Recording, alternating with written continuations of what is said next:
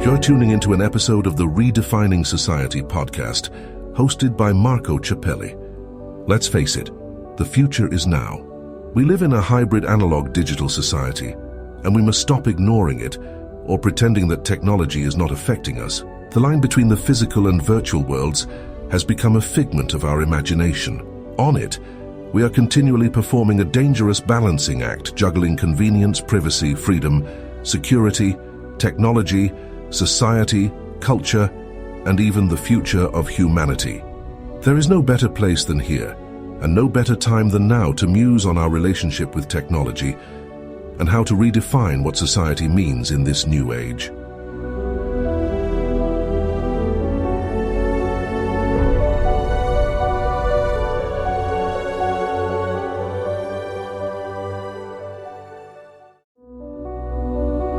Black Cloak provides concierge cybersecurity protection to corporate executives and high-net-worth individuals to protect against hacking, reputational loss, financial loss, and the impacts of a corporate data breach.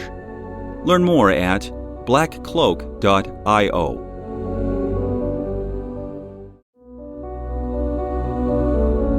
BugCrowd's award-winning platform combines actionable contextual intelligence with the skill and experience of the world's most elite hackers to help leading organizations identify and fix vulnerabilities, protect customers, and make the digitally connected world a safer place. Learn more at bugcrowd.com. Hello, everybody. Welcome back to another episode of Redefining Society Podcast, but it's actually a new episode of a carbon, a silicon, and a cell walk into a bar with my co-host, guest, and we kind of exchange role, I guess, here, and good friend, Bruce Wiley, Dr. Bruce Wiley. I know he likes avocados. I know he's a journalist. I know he has a lot of medical expertise, and he's involved in a lot of things when we come to healthcare and technology. And that's, as you can guess from the name of the show or the series, we're talking about human, we're talking about technology, computing, and we're talking about medicine. So welcome back, Bruce. So good to see you. You and the garlic in the back of your... Yes, I figure, we have a carbon, we have a silicon. Might as well invite a garlic, a single garlic. Although you can see the garlic is a bit confused, concerned, because we're going to be talking about a very interesting topic today, right? Transhumanism. Oh, yeah. Yep. And so I think this look on the garlic is a little anxious. But, there are myths and there are realities that we're going to talk about, I guess. Yeah, I mean, look, I don't know. I mean, people watching the show, of course, on YouTube can see the very concerned garlic in the back. Yeah. The people listening, it's the face that I had pretty much the whole time listening to The Singularity is Nearer, the updated version of The Singularity is Near from Ray Kurzweil. And it's it's happening, apparently, according to him and according to a lot of news that we see around. And that's the face of, wow, that's cool. Wow, that's weird. I think that summarized the way I felt about it. And we'll have to pick some topics because there is too much. So it will be kind of like an ongoing conversation about the transhumanism thing. I should add that garlic can be very good for you, but in moderation. You don't want to eat a ton of garlic right before a date, but no. Yeah. On the other hand, you may want to have a bunch of garlic around your neck if you're going to Transylvania. Yes, and exactly. And you want to keep vampires. Yeah, or if your date might be a vampire. But that's a different topic. You never know. You never know. All right. Well, so I guess, I don't know. I know you're like me. I know that you spend your time thinking about what many people may consider some weird thoughts and say, why are you worried about this thing? Or why do you care about this thing? And when you dive into these and you start connecting the dots, I think it's a good thing to do, because we don't want to find ourselves with technology reaching his full potential and then realizing that, oh shit, I should have thought about that before. So I think people like me, you, and many, many, many other out there are considering guardrails and ethical thoughts. And again, guardrail. I think the guardrail. We're not going to stop technology, but we may be able to control it to where it's going. So your first thought on the whole concept of transhumanism, and maybe we give a little explanation about what it is. Yeah, maybe we should define it for the garlic back here, because maybe the garlic is a little confused. You can never tell with garlic. Garlic may be confused because garlic is confused about the specific topic, or maybe it is even confused what it means. So we talk about transhumanism. It's the idea that technology can enhance what humans can do, even even to the point where people, you make superhumans or humans that have capabilities that they didn't have previously. Now it's an interesting topic because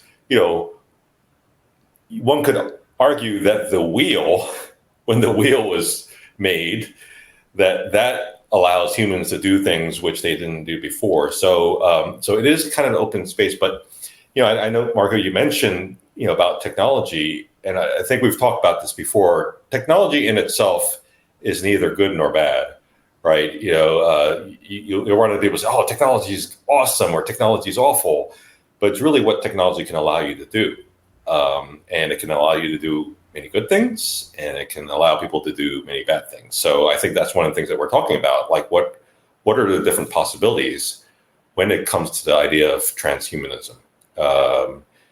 How much altering what humans can do, or elevating, or whatever verb you want to use, is a good thing, and what aspects of it might be a not so good thing, I guess. Yeah, that's a good way to put it. And I mean, I like the fact that you mentioned the wheel, because I remember I was reading, well, actually, it was something that the late Steve Jobs said one time when he said he was reading about a research about who are the fastest and slower animals. And I like to say this, some maybe people already heard it, but so obviously the man is not as fast as the horse, the human, as fast as the horse, as fast as, a condor that can fly, and how much energy actually they use when they do that. It was focused on kind of like the combination of the two.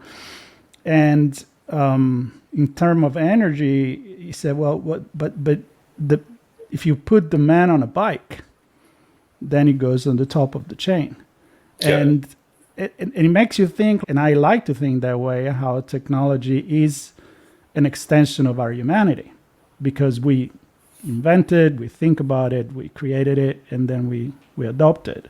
So the wheel, it's one thing, allowed to do a lot of things. But when we talk about genetic manipulation, uploading our brain into the cloud, and having artificial intelligence and robotics and nanotechnology, it's an all different level of technology. Yeah. So that's the one we're talking about. But I think historically, and as far as the history of humanity and humans, it's good to think about that too. The invention of fires, controlling and be able to start fires, and now it changed the way we eat, the way we defend from other animals, and so on. So it's...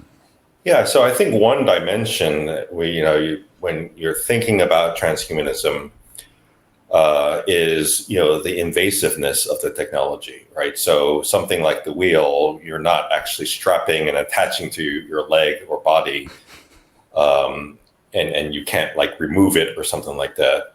Whereas in some cases, you're talking about highly invasive things. And then another dimension to talk about is, how things can be used and misused. In theory, there are many ways you can misuse a wheel. You can go and put a bunch of wheels on your friend's bed, and then the bed starts rolling away or something of that sort. But when something is less invasive, then there's less of a dangers or fewer dangers. They're still dangers, but the more invasive something gets, the more concern there is in terms of things like side effects or privacy or even things like control, so there's all those different types of dimensions. So again, the topic of transhumanism is broad, and it's also how you want to define it. So you'll find people when they talk about, they're going to define it in different ways to different levels of invasiveness. But the actual dictionary definition is still fairly broad, where you're really sort of enhancing human capabilities using technology. Yeah. One of the things, I think we can do this, Bruce. This episode is kind of like a general introduction of all the topics that are around this. And then I think in the next episode, we could kind of like focus more on some, like, again, integration with computer, expanding our intelligence and creating, I don't know, another me. That's one thing that Ray talks about in the book, and how weird that may sound, but it also come out how we don't really know exactly yet how our brain is working. And we're say, hey, language learning model are working because we try to mimic the brain, and they're amazing.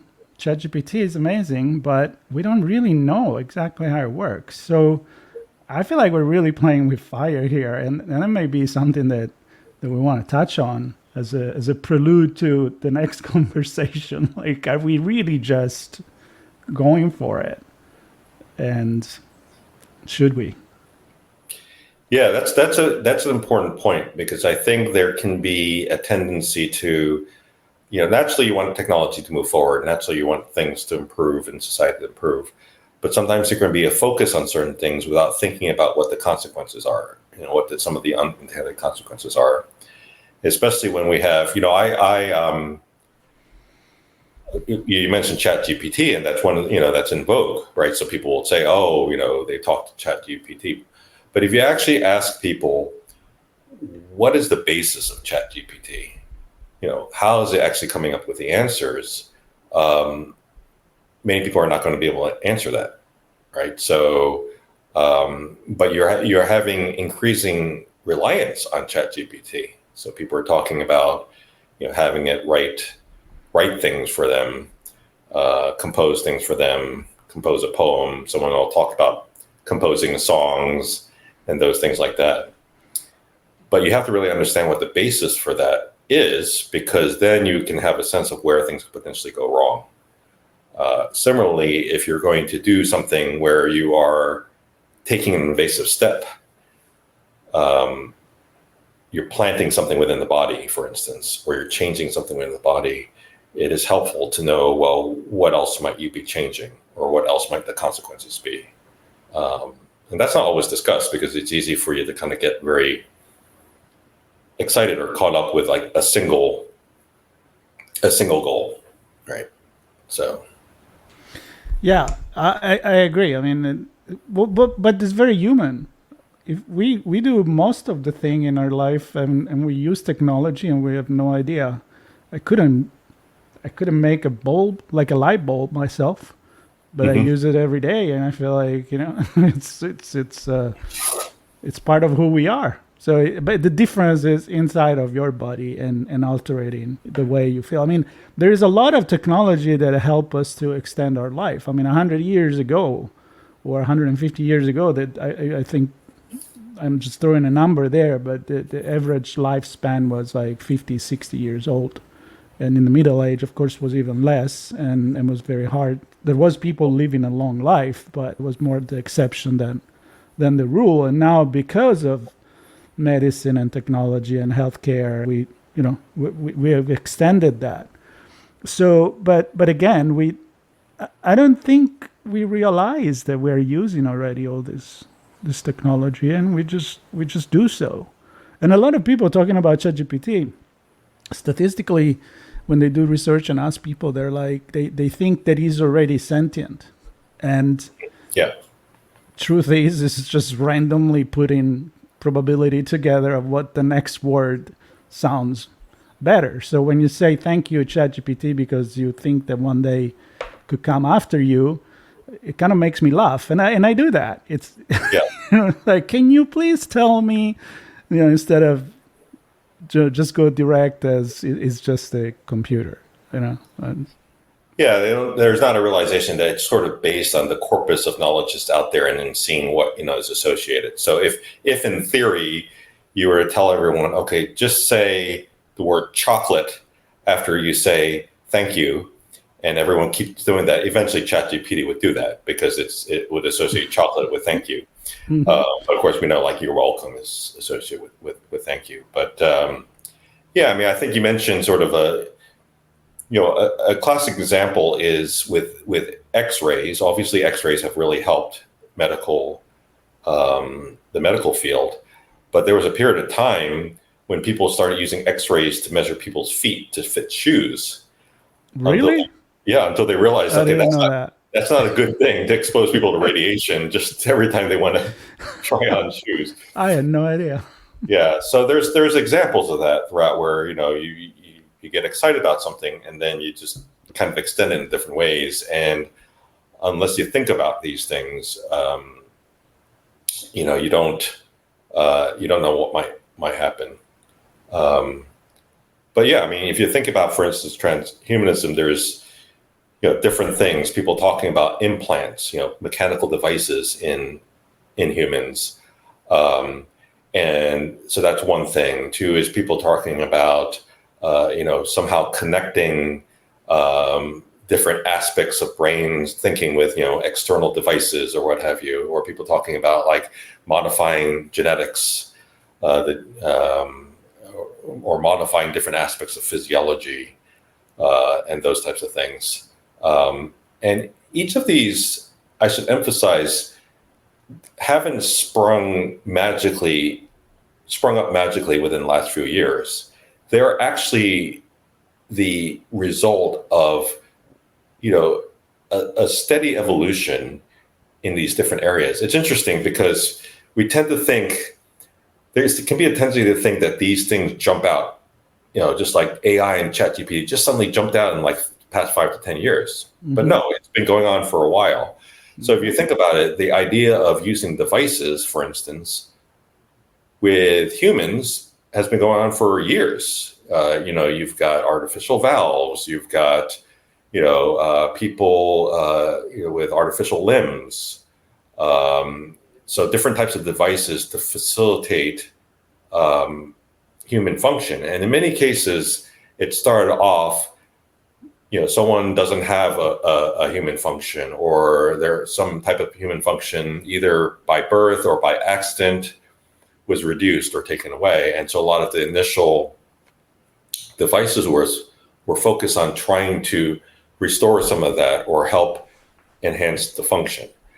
And so, that has been more of a continuum. So, the argument that if someone has lost some function based on an accident, very few people will say, well, that person doesn't have a right to, try to restore some of that function. It's viewed as a positive thing. Right. But then if you start progressing and saying, well, what if you use devices to actually enhance human function? So I remember, for instance, there was that argument with the track runner from South Africa. Yeah, South Africa. Sorry, yeah. Oscar Pistorius, I think his name. He was using the blades. Yeah. And some of the people were arguing, well, those blades can actually allow you to run faster. So that became a discussion whether that was actually something that would be considered an aiding device when it began as a device, because there was if someone didn't have a complete set of limbs. So we've really gotten here gradually, But what has really changed, I think, is awareness, and then the thought of how these can be extended. So that's become more common from a public standpoint. And then you start hearing these stories about, oh my goodness, so wanted to put that historical context with all these things out there. Absolutely. And there was actually an interesting conversation I had last year before CES.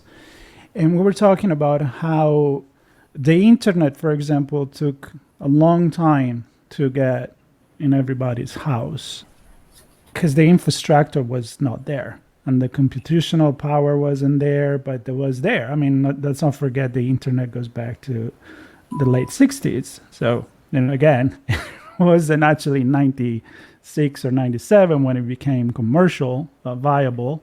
But then we were talking about how ChatGPT, it didn't take that long to get in everybody's hand. And the reason for it that I was explaining is because the infrastructure was already there. We already had this super powerful phone in our hands and computer that can run, in the cloud and then locally on your machine. So when this happened, it just used a highway that was already built. And so it went from 0 to million or billion of user in pretty much no time. And I think to what you said, that gave the idea that it was sudden. But the truth is, Alan Turing was talking about that in the 50s. But we didn't have the computer power, the storage power, very expensive to add the type of computing that we needed.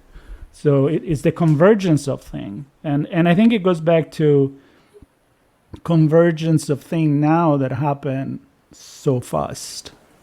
And, so my question, like, where do we draw the line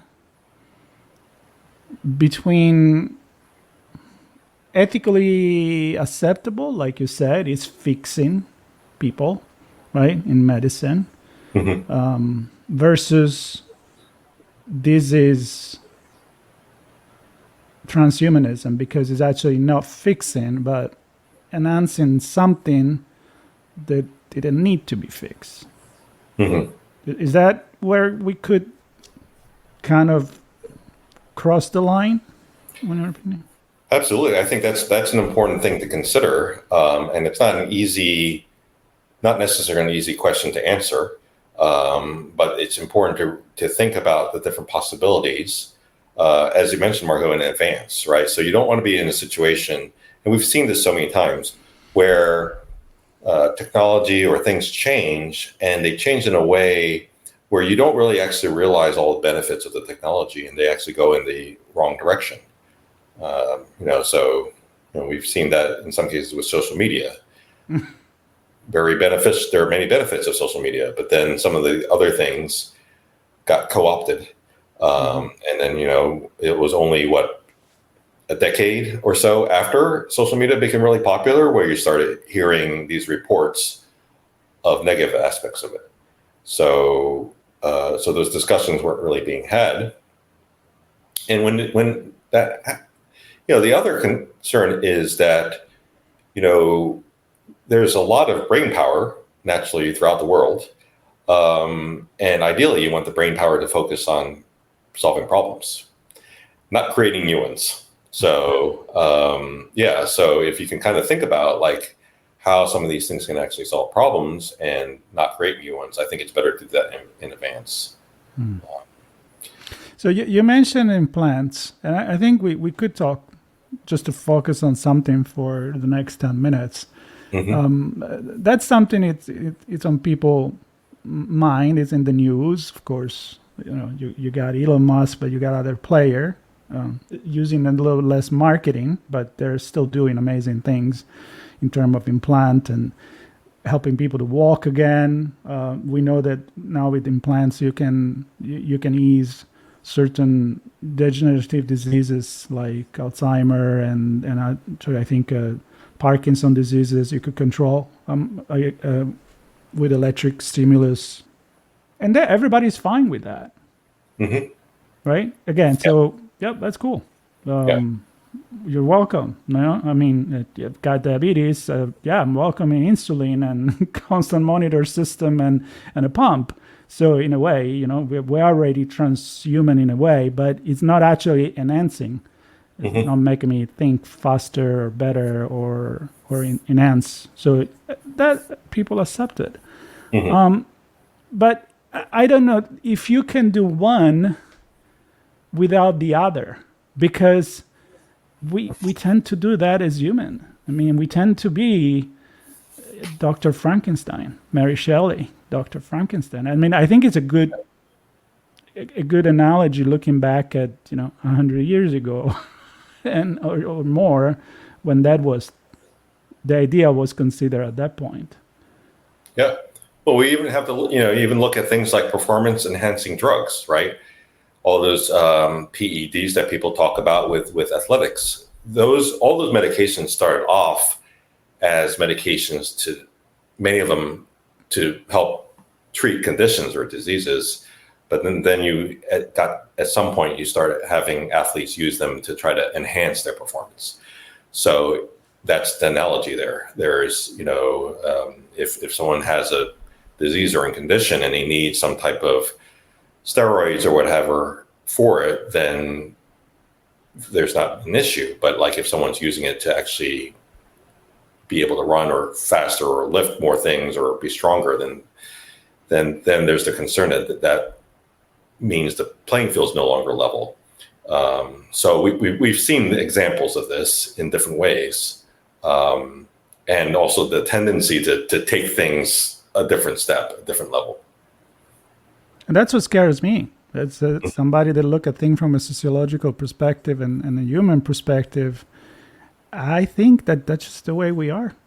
And I don't want to sound negative, but that's what drives us as humans, and that's also, in a way, it's our blessing and our curse.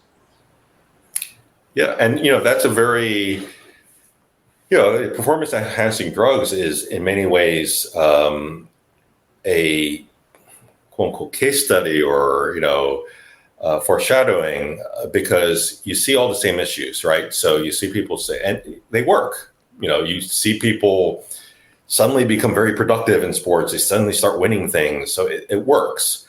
But that there's many situations where over a longer periods of time, taking those medications or those drugs is bad for your health. And so not only does it potentially make the playing field unlevel, it also can have consequences to the person taking those things. But they're not thinking. They may be thinking like, I can win the gold medal if I can do this. I can win such and such championship, or it could be a Hall of Fame or whatever if I take this. But they don't realize over a long time they're actually sacrificing their health.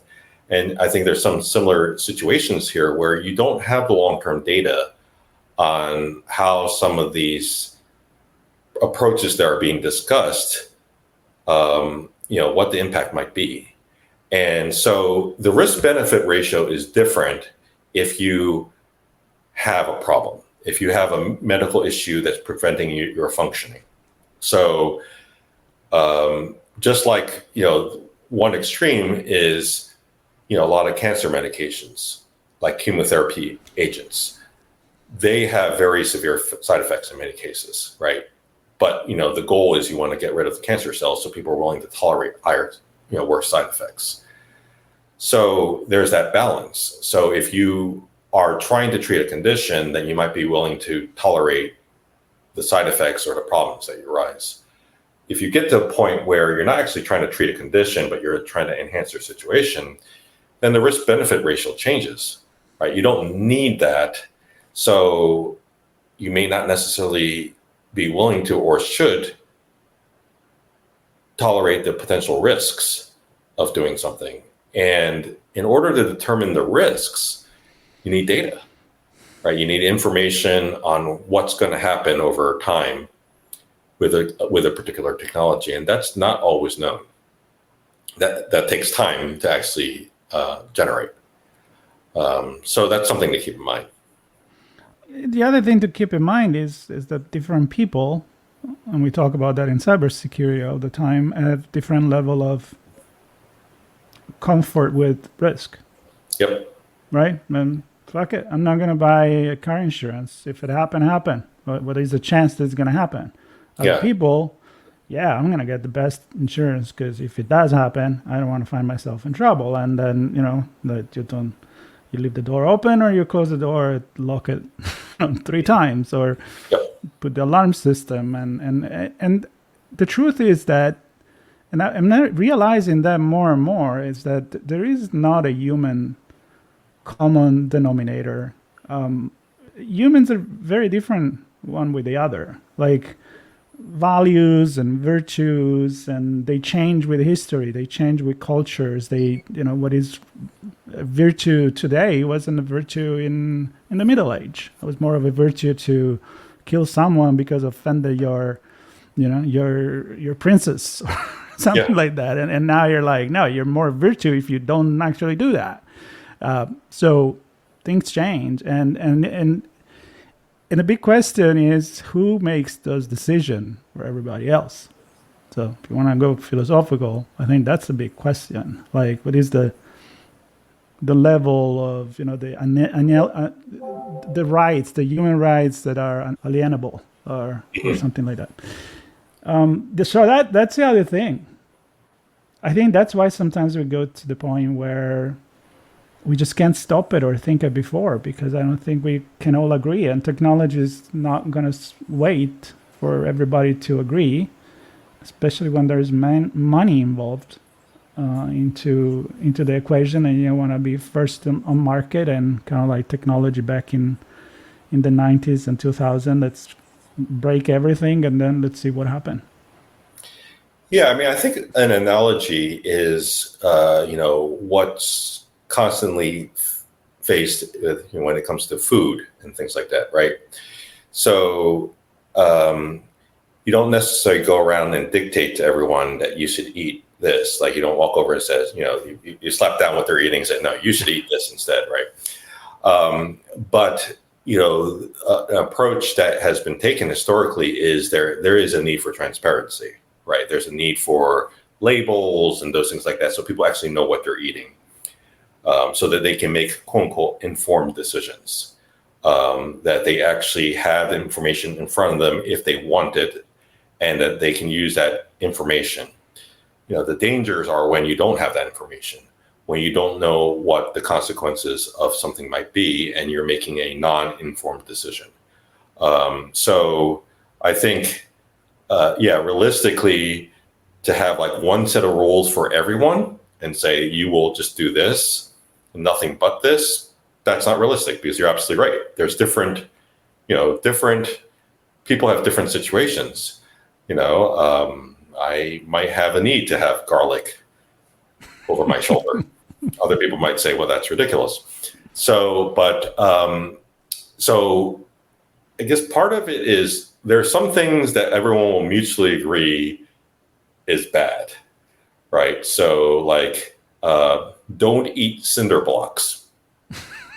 Might be an example. I don't think too many people will say, no, I have a right to eat cinder blocks. I want to eat as many cinder blocks as I want to, right? So then we say, okay, that's not good because that's gonna, that's harmful to your health. So part of it is saying, what are the things that are going to be universally bad that we know are just things that shouldn't be done? Okay, so then there's that. Then there's a whole continuum of things, like you said, that will depend on people's situations. So then it is helpful to really kind of know what are the pros and cons, what are the risks, benefits, and those things like that, so people can make informed decisions. Mm-hmm. And we think about that, we do it all the time with a lot of things. Technology shouldn't be different. So I've heard people argue that, well, technology is complex and not everyone can understand technology.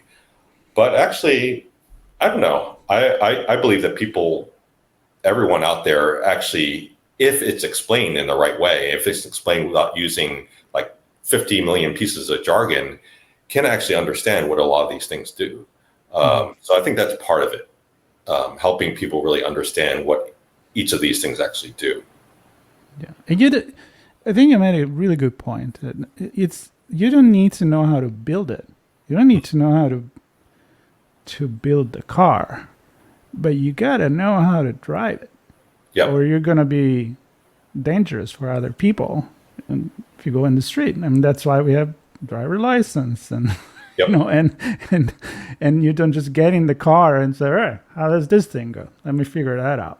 Which is what we do actually with technology most of the time, because it doesn't even come with manual anymore. I mean, I remember I would buy like an hi-fi system as a teenager. That was the big technology growing up, like in the 80s, or the VHS or that kind of stuff. And you're like, all right, I mean, look at the manual, or, play around. But I wasn't hurting anybody, maybe my ear, if I were playing too loud. Yeah. And now we're on a whole another level of technology, and we're using this phone. We give it to kids, and we don't even know ourselves what really you can do with it. So that basic knowledge, I don't want you to build it. I don't need to invent the light bulb. It's already there, but I need to know how to turn it on and off. And if it flickers, maybe I want to change it. Maybe it's gonna get the house on fire or something like that. So I agree with you, like that basic understanding that can allow people to make decisions. And not everybody's going to care. But I'm feeling good about the majority would make educated decision. And that I think that's where the public opinion comes in when legislators are going to go and tackle the guardrail that we're talking at the beginning. It's interesting. I was unpacking the other day, like some computer hardware stuff in some bags, and they put in plastic bags. And so the plastic bag comes with a warning that you shouldn't put it on your head, right? Shouldn't put it on your head because you might suffocate. Yeah. Which I said, okay, I'm glad they told me that, because that's what I was going to do, put it on my head. Yeah. So you have some things you have some things that have warnings, but then other things don't, right? Like some other things you have no idea what the risks might be. So there is a imbalance where you have excessive amount of warnings about certain things, and then other things, the people are a lot less aware of. So.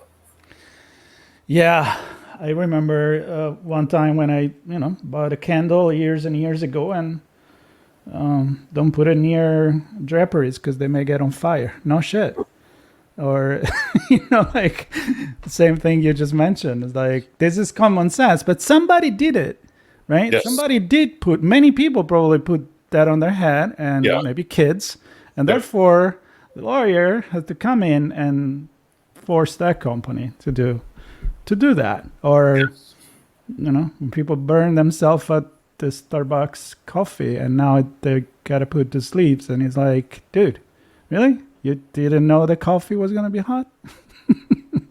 No, I remember a number of years ago, I worked in the emergency room. All you need to do is work in the emergency room for a certain period of time to realize that people will try anything with anything. So. Yeah, that I guess is a life-changing experience. Yes, change your perspective on things for sure.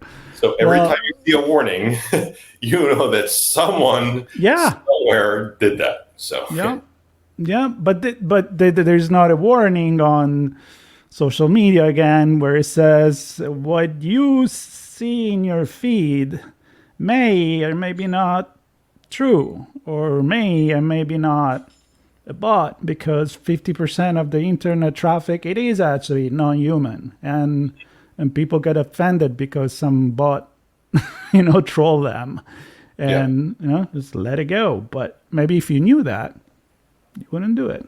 So, well, I really enjoy this conversation. I'm so glad that we got back together with our series in the bar. I'm so glad you brought the garlic with you, because it's been a reminder of, to me at least, looking at it, and you all the time, that you need to be a little bit concerned sometimes, and then maybe you relax after. Maybe start with a question mark. That's the garlic lesson right here, and once you understand, you maybe you can start doing and using technology. That would be a good lesson.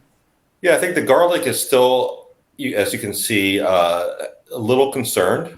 There's a concerned expression there. And I think one of the reasons why the garlic is still concerned is I think we've talked about some of the issues with transhumanism, but there's also a lot of deeper dives that we can take and other things that we can discuss almost as a preview for our next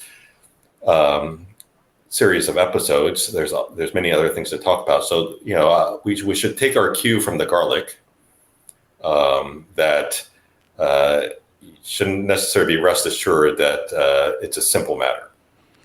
Yeah, definitely stay connected and tuned for the next episode when we dive in. And that could be, I'm just reading a few points, healthcare inequality in the age of singularity. Who is going to benefit the most of, this advance in technology? That's something very dear to me.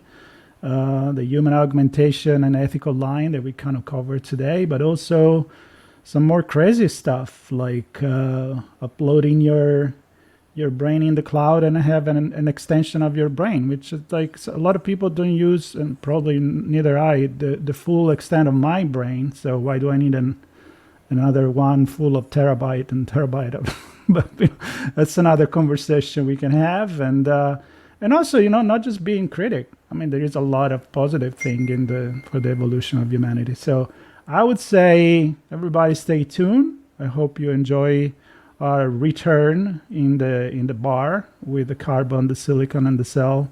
And stay tuned, subscribe, and Bruce, thank you so much, you and the garlic.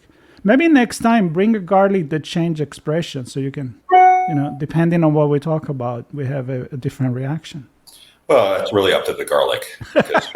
As we talked about, we can give guide rails and, be transparent to the garlic, but ultimately the garlic decides. So. It's all in the garlic mind, and his mind right now is still concerned, as it probably should. I think it's a good thing. All right, thank you everybody. You'll find the link to connect with Bruce and all the incredible things that he does in his career and as a writer, as a journalist, and he's really funny too. So if you haven't figured that out with the garlic story, you may want to know him a little bit better. So stay tuned, subscribe, and we'll see you next time. Same bar, same garlic, and different topic. Black Cloak provides concierge cybersecurity protection to corporate executives and high net worth individuals to protect against hacking, reputational loss, financial loss, and the impacts of a corporate data breach. Learn more at blackcloak.io.